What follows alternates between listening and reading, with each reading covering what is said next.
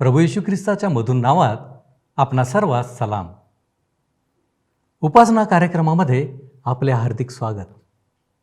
प्रियानो, आपण पाहत आहोत की येशू ख्रिस्ताने आपली लोकसेवा समाप्त करून आता वधस्तंभाच्या दिशेने त्याचा प्रवास चालू झालेला आहे. आणि ज्या गोष्टी आपण पाहणार आहोत त्या वधस्तंभावर जाण्यापूर्वीच्या शेवटच्या सप्ताहामधील आहेत. या भागात सुरुवातीला आपण पाहतो की येशू एक आवाहन करीत आहे. तो म्हणतो की मला अनुसरा. या जीवनामध्ये जगत असताना प्रत्येकाला योग्य मार्गावर राहणे जमतेच असे नाही, परंतु जर आपण योग्य तत्व अनुसरत असू, जर आपण योग्य गोष्टी करीत असू तर हे सहज शक्य आहे. येशूचे आव्हान तेच आहे. तो जसा आहे तसे आम्ही वागण्याचा, कृती करण्याचा प्रयत्न केला पाहिजे. लक्षात घ्या की प्रभूवरचा विश्वास, कृतीशील विश्वास आमचे जीवन परिवर्तित करतो. येथे आपण पाहतो की येशू आता वधस्तंभाच्या दिशेने वाटचाल करीत आहे. आणि आता येशू आपण कोणत्या मरणाने मरणार हे लोकांना सुचवित आहे. वधस्तंभ वधस्तंभ कशाचे चिन्ह आहे? वधस्तंभ म्हणजे ख्रिस्ताचा विजय व सैतानाची हार. म्हणूनच देवाच्या पुत्राला म्हणजेच येशू ख्रिस्ताला उंच करणे प्रत्येक मनुष्याचे विश्वासणाऱ्याचे कर्तव्य आहे. नंतर आपण पाहतो की येशूची लोकसेवा येथे समाप्त होत आहे.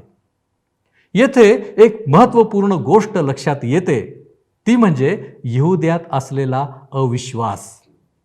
इतके चिन्ह चमत्कार पाहूनही त्यांच्यामध्ये अविश्वास आहे.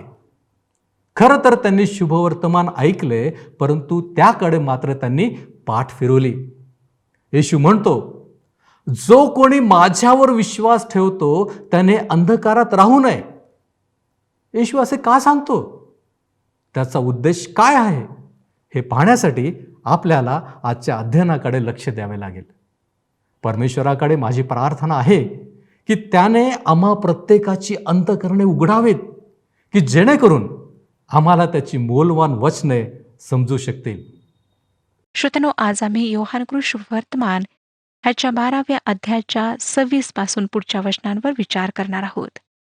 आम्ही पाहिलं होतं श्रोत्यानो की 25व्या वचनात येशूने म्हटले, जो आपल्या जीवावर प्रीती करीतो तो त्याला मुकेल, आणि जो ह्या जगात आपल्या जीवाचा द्वेष करीतो तो त्याचे सार्वकालिक जीवनासाठी रक्षण करेल.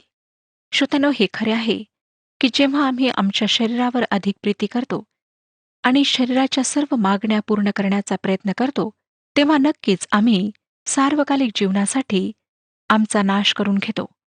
परंतु जेव्हा आम्ही ह्या शरीराला नियंत्रणात ठेवतो आणि ह्या शरीराच्या द्वारे देवाचे गौरव करतो, तेव्हा त्याचे आम्ही सार्वकालिक जीवनासाठी रक्षण करतो. 26वं वचन सांगतं, 12वा अध्याय 26वं वचन, जर कोणी माझी सेवा करतो तर त्याने मला अनुसरावे, म्हणजे जेथे मी आहे तेथे माझा सेवकही असेल. जर कोणी माझी सेवा करतो तर पिता त्याचा मान करेल. तो त्यांना त्याच्या मागे चालण्याकरिता सांगतो. लक्षात घ्या श्रोत्यानो की प्रभू येशू ह्यावेळेला वधस्तंभाच्या मार्गावर आहे. तो म्हणतो, जेथे मी आहे तेथे माझा सेवकही असेल. जर कोणी माझी सेवा करतो तर पिता त्याचा मान करेल. 27वे वचन, आता माझा जीव व्याकुळ झाला आहे, मी काय बोलू? हे बापा, ह्या घटकेपासून माझे रक्षण कर, परंतु मी ह्यासाठीच ह्या घटकेत आलो आहे. ख्रिस्ताच्या वधस्तंभासोबत दुःख जुळलेले होते. त्याची स्वयंसिद्ध वाक्यता आम्ही सांगू शकत नाही. त्याने फक्त मानवाच्या हातीच यातना भोगल्या नाही श्रोत्यानो, तर त्याहीपेक्षा अधिक दुःख त्याने भोगले. तुमची आणि माझी पापे त्याने स्वतःवर घेतली. ती पापे त्याच्यावर लादण्यात आली आणि ह्या पापांना स्वतःवर घेऊन त्याने वधस्तंभावर प्राण दिला. गलतीकारासपत्र 6वा अध्याय आणि 14वं वचन सांगतं, आपला प्रभू येशू ख्रिस्त ह्याच्या वधस्तंभाच्या अभिमानाशिवाय कशाचाही अभिमान बाळगणे माझ्या हातून न हो. त्याच्याद्वारे जग मला वधस्तंभावर खेळलेले आहे व मी जगाला वधस्तंभावर खेळलेला आहे. आधीच्या 2 वचनांशी हे कसे जुळले आहे हे आपल्या लक्षात आले का? लवकरच प्रभू येशू आपले जीवन मानवजातीसाठी देणार होता आणि जे त्याच्या मागे चालणारे होते त्यांच्या समोर तो एक आव्हान ठेवित होता. तो म्हणतो की जो ह्या जगात आपल्या जीवाचा द्वेष करीतो तो त्याचे सार्वकालिक जीवनासाठी रक्षण करेल. जर कोणी माझी सेवा करतो तर पिता त्याचा मान करेल. श्रोत्यानो, आम्हाला आज आमच्या जीवनाद्वारे देवाचे गौरव करायचे आहे. प्रभू येशू ख्रिस्ताची सेवा करायची आहे. ज्या प्रकारे एक व्यक्ती जीवन जगते त्या व्यक्तीच्या जीवनाकडे पाहून आपण समजू शकता की ती व्यक्ती कोणत्या मार्गावर जात आहे. आपणापैकी काही लोक म्हणतील की आमचे तारण तर विश्वासाद्वारे झाले आहे. आपण कार्यापेक्षा विश्वासावर नेहमी जोर देता. निश्चितच श्रोत्यानो, जर आपले तारण व्हायचे आहे तर आपणाला प्रभू येशूवर विश्वास ठेवावा लागेल. प्रभू येशू ख्रिस्तावर विश्वास ठेव तर तुझे तारण होईल असे वचन आम्हाला सांगते. मी आपणाला सांगू इच्छिते की जर आपण खरोखर त्याच्यावर विश्वास ठेवता तर तो विश्वास आपले जीवन परिवर्तित करेल. जर तो आपले जीवन परिवर्तित करीत नाही तर आपला त्याच्यावर खरोखर विश्वास नाही.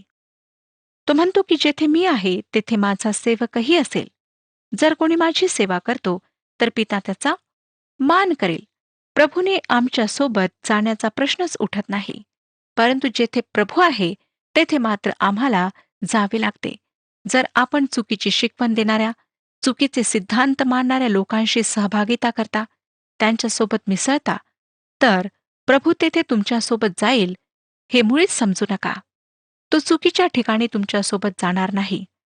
आमचे तारण स्वस्त नाही श्रोत्यानो, आमचे तारण फार महाग आहे. प्रभूने आमच्या तारणासाठी किंमत भरून दिली आहे. आता ही घटका त्याच्यासाठी फार तिटकारा आणणारी होती. परंतु त्याला माहीत होते की ह्यासाठीच तो ह्या जगात आलेला आहे. तो म्हणतो, हे बापा, तू आपल्या नावाचे गौरव कर. 28 वचन, हे बापा, तू आपल्या नावाचे गौरव कर. तेव्हा अशी आकाशवाणी झाली की मी ते गौरविले आहे आणि पुन्हाही गौरवीन. त्याची पूर्ण हार्दिक इच्छा होती की देवाचे गौरव व्हावे. आम्ही सुद्धा श्रोत्यानो संकटात, आजारात, दुःखात असे म्हणायला शिकायला हवे की पित्या, माझ्या ह्या सर्व कार्यांद्वारे, माझ्या ह्या दुःखाद्वारे, माझ्या ह्या आजाराद्वारे माझ्या जीवनात तुझे गौरव होऊ दे. स्वर्ग शांत राहू शकला नाही, परंतु स्वर्गाला उत्तर द्यावे लागले. त्यावेळेला आकाशवाणी झाली की मी ते गौरविले आहे आणि पुन्हाही गौरवीन. परमेश्वर 3 प्रसंगी स्वर्गातून प्रभू येशू ख्रिस्तासोबत बोलला. एकतर त्याच्या सेवेच्या सुरुवातीला, नंतर मधात आणि सेवेच्या अगदी शेवटच्या काळात. काय आपल्या लक्षात आले का श्रोत्यांनो की हे 3 प्रसंग त्याच्या मृत्यूशी संबंधित होते?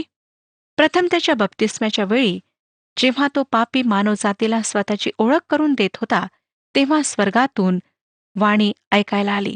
दुसऱ्यांदा जेव्हा एलिया, मोशे रूपांतराच्या वेळी पहाडावर त्याच्यासोबत होते तेव्हा.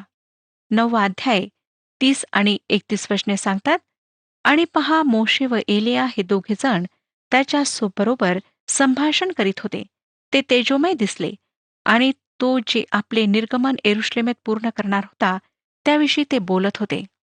नंतर तिसऱ्यांदा सेवेच्या अगदी शेवटल्या काळामध्ये तो त्याच्या मृत्यूविषयी बोलत होता, कारण त्याची घटका जवळ आली होती आणि त्यावेळेला ही वाणी ऐकू आली की मी ते गौरविले आहे आणि पुन्हाही गौरवीन. 29 आणि 30 वचने सांगतात की तेव्हा जे लोक उभे राहून ऐकत होते ते म्हणाले, मेघगर्जना झाली. दुसरे म्हणाले, त्याच्याबरोबर देवदूत बोलला. येशूने उत्तर दिले, ही वाणी माझ्यासाठी नाही तर तुमच्यासाठी झाली. आता कोणता समूह बरोबर होता हे पाहणे महत्वाचे आहे. एकही नाही. तो देवदूत नव्हता. पिता त्याच्यासोबत बोलत होता. एका समूहाने विश्वास ठेवला की ते ईश्वरीय होते. त्यांना जुन्या करारातील देवदूताच्या सेवेविषयी माहीत होते व देवाचा संदेश मानवासाठी बहुधा देवदूताद्वारे येतो हे त्यांना कळले होते. पण ते हे समजू शकले नाहीत की देवाचा दूत देहरूपाने ह्या पृथ्वीवर येण्यापूर्वीचा येशू होता. दुसऱ्या समूहाने त्याला नैसर्गिक मानले, मेघगर्जना म्हटले. आज सुद्धा लोक असेच म्हणतात. देवाचे वचन चुकींनी भरलेले आहे व जे चिन्ह नोंदण्यात आलेले आहेत ते अचूक होऊ शकत नाहीत. देवाचे वचन सांगते की प्रभू येशूचा जन्म अलौकिक होता. त्याचे जीवन चमत्कारांनी भरलेले होते, चिन्हांनी भरलेले होते. त्याचा मृत्यू गव्हाच्या दाण्याप्रमाणे होता. तो जमिनीत राहिला नाही, तर तो त्या गव्हाच्या दाण्याप्रमाणे वर आला. त्याचे पुनरुत्थान आत्मिक नव्हते. त्याचे शरीर पुनरुत्थित झाले. आता पुढे 31 ते 33 वचने सांगतात, आता ह्या जगाचा न्याय होतो. आता ह्या जगाचा अधिकारी बाहेर टाकला जाईल. आणि मला पृथ्वीपासून उंच केले तर मी सर्वांना माझ्याकडे आकर्षून घेईन. आपण कोणत्या मरणाने मरणार हे सुचविण्याकरिता तो असे बोलला. श्रोत्यानो, ख्रिस्ताचा वधस्तंभावरील मृत्यू ह्या जगाचा व जगाच्या सरदाराचा न्याय होता. ही अनेक गोष्टींपैकी एक गोष्ट असेल जिच्याविषयी पवित्र आत्मा साक्ष देईल. योहानकृत शुभवर्तमान 16वा अध्याय 7 ते 11 वचनांप्रमाणे योहानकृत शुभवर्तमान 16वा अध्याय 7 ते 11 वचने. तरी मी तुम्हाला खरे ते सांगतो, मी जावे हे तुमच्या हिताचे आहे. कारण मी न गेलो तर कैवारी तुमच्याकडे येणारच नाही. मी गेलो तर त्याला तुमच्याकडे पाठवीन. तो येऊन पापाविषयी, नीतिमत्वाविषयी व न्याय निवाड्याविषयी जगाची खात्री करील. ते माझ्यावर विश्वास ठेवित नाहीत ह्यावरून पापाविषयी, मी पित्याकडे जातो आणि ह्यानंतर तुम्हाला मी दिसणार नाही ह्यावरून नीतिमत्वाविषयी आणि ह्या जगाच्या अधिपतीचा न्याय झाला आहे ह्यावरून न्याय निवाड्याविषयी. श्रोत्यानो, आम्ही अशा जगात राहत आहोत ज्याचा न्याय ठरलेला आहे. ह्या जगाच्या पापांसाठी न्यायपूर्ण मृत्यू मरण्याकरिता प्रभू येशू ह्या जगात आला. जर हे जग ह्या गोष्टीला स्वीकारित नाही तर ह्या जगाचा न्याय ठरलेला आहे. सैतान ह्या जगाचा अधिकारी कशा प्रकारे बाहेर टाकला जाईल? मला वाटतं हे क्रमाक्रमाने करण्यात येईल. जेव्हा ख्रिस्त वधस्तंभावर मरण पावला तेव्हा सैतानाला काय घडत आहे हे कळले नाही. त्याला वाटले त्याची जी हार आहे ती विजयात बदलली आहे. तो ते युद्ध वधस्तंभावर हारला. हेच कारण आहे की प्रभूने म्हटले ह्या जगाचा अधिकारी बाहेर टाकला जाईल.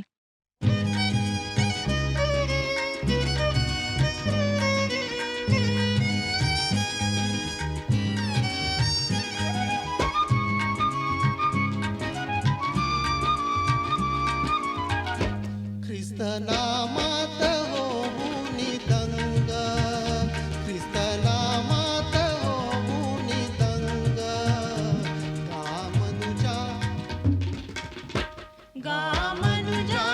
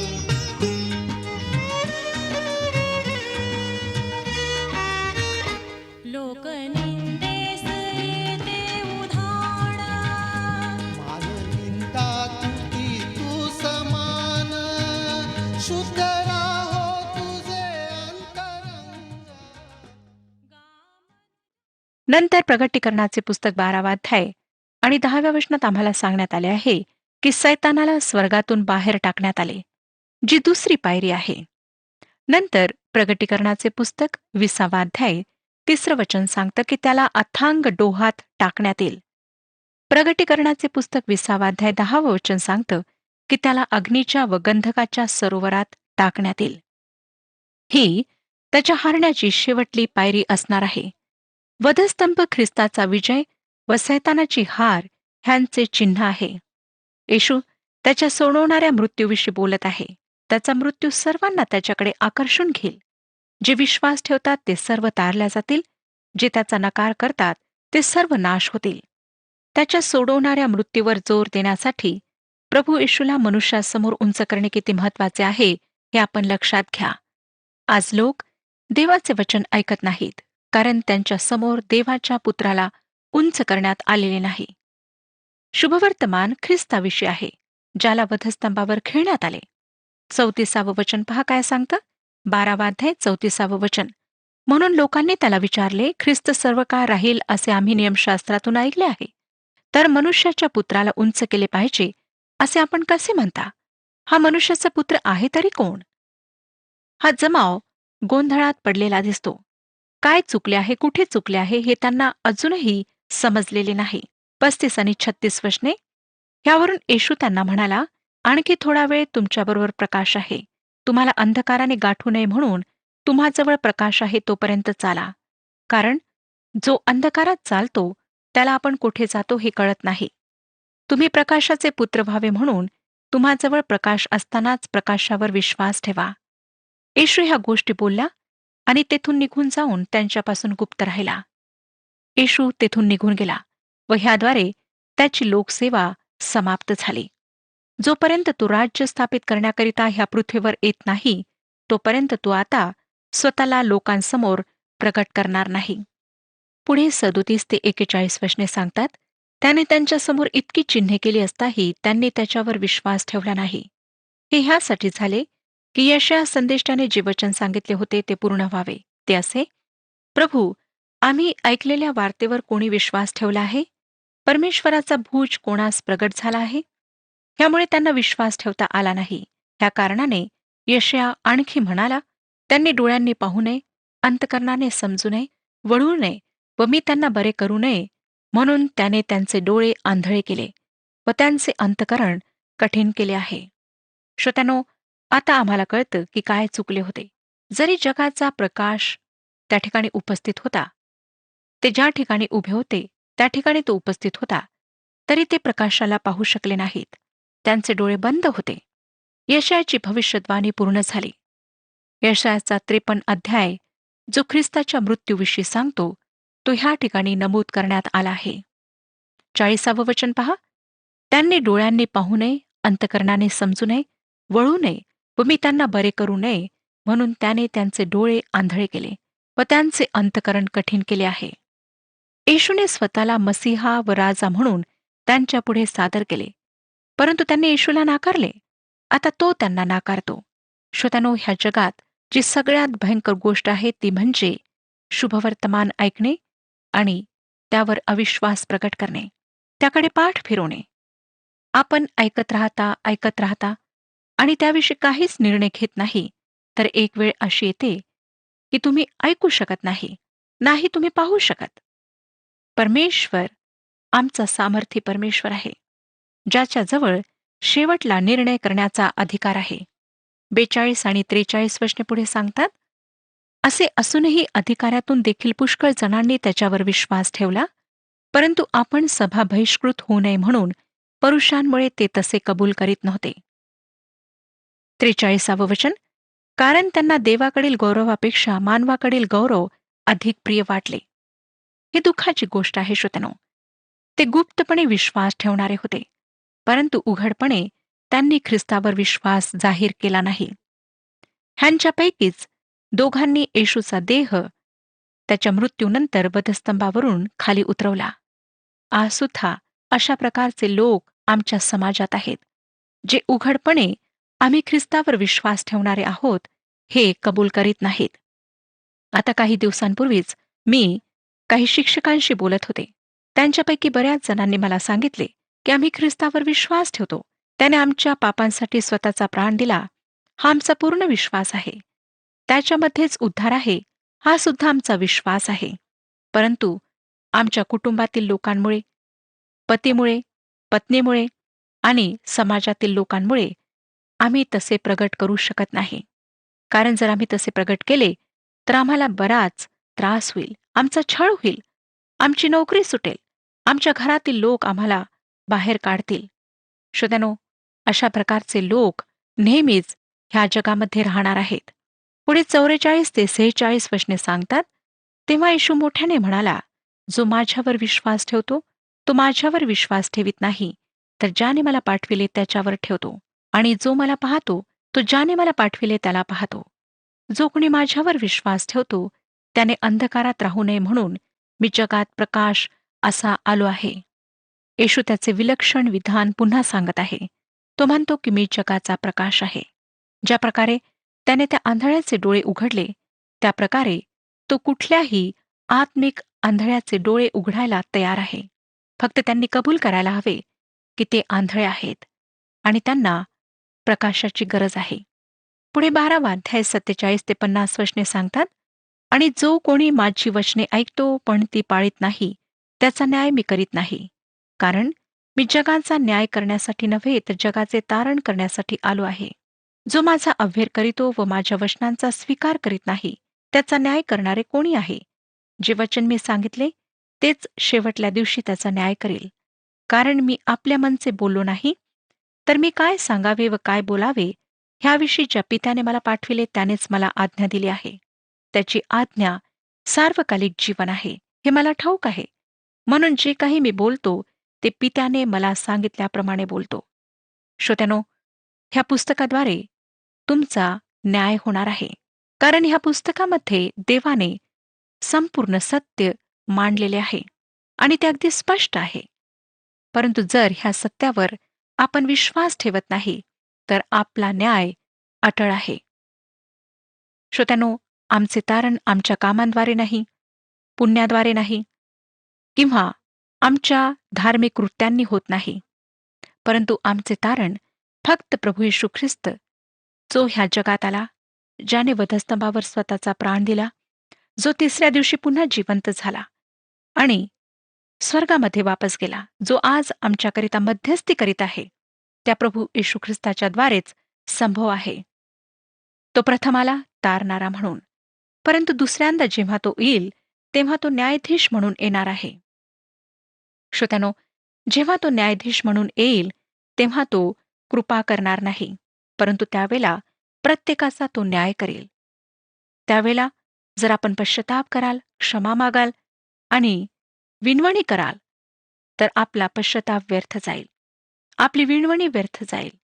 आपण कोणत्याही प्रकारे पुन्हा दयेची याचना करू शकणार नाही. म्हणून श्रोत्यानो, जेव्हा ही कृपेची वेळ आहे तेव्हाच निर्णय घ्या, तेव्हाच आपल्या पापांबद्दल पश्चाताप करा. प्रभू येशू आज तुमची वाट पाहत आहे. त्याचे आमंत्रण आपणातील प्रत्येकाकरिता आहे. आपण गरीब असा, श्रीमंत असा, शिकलेले असा, अशिक्षित असा, खेड्यात राहणारे असा, शहरात राहणारे असा, तो आज आपणाला बोलावित आहे. लक्षात घ्या श्रोत्यानो, की तुम्ही कोणत्या कुटुंबात जन्म घेतला आहे, तुमचे आडनाव काय आहे, किंवा तुम्ही एखाद्या मोठ्या घरात राहणारे आहात, ह्यावरून तो आपणावर कृपा करणार नाही. परंतु जर आपण पश्चाताप कराल, त्याच्या जवळ याल, आपल्या पापांची कबुली द्याल, तर तो तुमच्यावर आपली कृपा प्रगट करेल. तुम्हाला फक्त विश्वास करायचा आहे.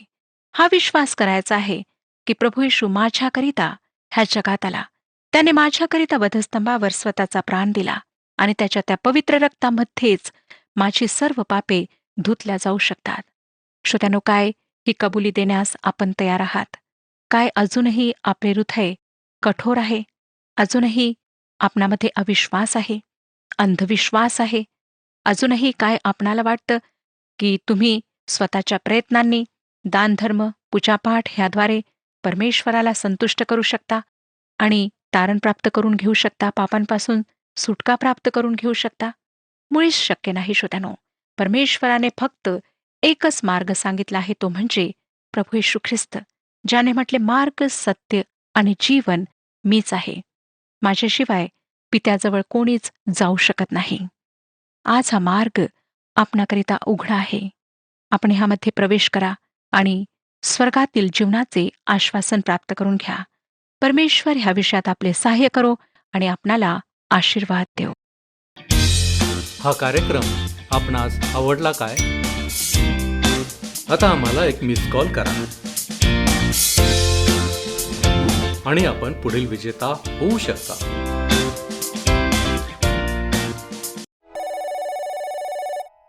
प्रभूची स्तुती असो. प्रियांनो, आजचे अध्ययन नक्कीच आपणास एका वेगळ्या स्तरावर घेऊन आले असेल. येशूला अनुसरणे म्हणजे आमच्यासाठी सार्वकालिक जीवनाची तरतूद करणे. परंतु काय आम्ही आमच्या शरीरावर प्रीती करून सार्वकालिक जीवनासाठी आम्ही आमचा नाश करून घेतला आहे? आज येशूचे आव्हान आहे. तो म्हणतो, मला अनुसरा. आम्ही त्याची स्तुती करावी, त्याचे गौरव करावे, त्याच्या आज्ञेचे पालन करावे. आमची प्रत्येक कृती त्याला संतोष देणारी असावी. हाच तर आमचा कृतिशील विश्वास आहे. प्रश्न आहे की काय आम्ही देवाच्या पुत्राला म्हणजेच येशू ख्रिस्ताला आमच्या जीवनाद्वारे उंच करतो? प्रियांनो, यासाठी आमचा विश्वास खंबीर असायला हवा. ख्रिस्ताचा अनुभव जेव्हा आम्ही आमच्या जीवनामध्ये घेतो तेव्हा आम्हाला त्याच्यामध्ये दृढ राहायचे आहे. तो तर जीवनाचा प्रकाश आहे. आज जर आम्ही त्याच्याबरोबर नाही तर आज आम्ही अंधकारात आहोत. परंतु आत्मिक अंधळ्याचे डोळे उघडण्यासाठी येशू आजही तयार आहे. आज आम्हाला येशूकडे येऊन त्याला सांगावे लागेल की मी आत्मिक आंधळा आहे. कृपया मला आत्मिक दृष्टी दे. तुझ्यामध्ये मला सावरून धर. प्रियानो, काय ही मागणी करण्यासाठी आज आपण तयार आहात? येशू वाट पाहत आहे. देव करो आणि आपली आत्मिक वृद्धी होऊन आम्हा प्रत्येकातील आत्मिक अंधकार दूर होवो. आपण प्रार्थना करू. आम्हावरती प्रीती करणाऱ्या आमच्या महान प्रेमळ परमेश्वर देव बापा, आम्ही तुला मान, महिमा आणि गौरव देतो. तुझे आम्ही आभार मानतो. तुझ्या चरणापाशी तू आम्हाला एकत्रित केलेला आहेस आणि आज तू आम्हाला पुन्हा दाखवून दिलेला आहे की ख्रिस्ताला आमच्या जीवनामध्ये आम्ही उंच करणं किती महत्त्वाचं आहे. होय प्रभूजी, कदाचित आजपर्यंतचं आमचं जीवन व्यर्थ असेल. कदाचित आम्हाला तुझी प्रीती समजलेली नसेल. कदाचित आम्ही आत्मिक आंधळेपणाने वावरत असू. पण आज आम्ही स्वतःला तुझ्या पवित्र हातामध्ये सोपवतो. तू आमचा ताबा घे आणि प्रभूजी, तुला अनुसरण्यासाठी तू आम्हाला सहाय्य कर. आमची खात्री आहे तू आमचा मेंढपाळ आहेस. तू आम्हाला योग्य मार्गावरती ठेवणार आहेस. आम्ही तुला धन्यवाद देतो. आम्ही तुझे आभार मानतो. या विनंत्या, या मागण्या येशू ख्रिस्त आमचा प्रभू याच्याद्वारे करतो म्हणून तू ऐक. आमेन. परमेश्वर आपणास आशीर्वादित करो.